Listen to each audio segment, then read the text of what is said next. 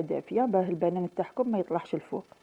كي تجوا تفرغوها نفرغوا هذا الخليط كامل على سطح الجينواز. نعاود نأكد لازم ما يكونش الخليط سخون. انا تاعي شويه راهي بخر، راني نشوف فيه شويه بصح دافي ماهوش سخون. كي تعملوا الجينواز في الكوشه طيب خدموا الكريمه تاعكم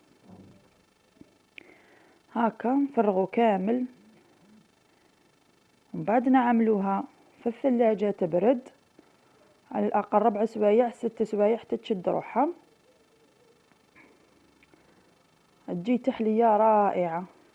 وكي تبرد ونخرجوها من الثلاجه لكم الاختيار في التزيين. انا غبرت عليها كاكاو وشرائح تاع الموز. راني هنايا راح لي المقطع اللي قسمت فيه، لكن تجي تحليه رائعه. اذا عجبكم الفيديو تاع اليوم حبيباتي ما عليكم الا الضغط على زر الاشتراك وتفعيل الجرس. سلام.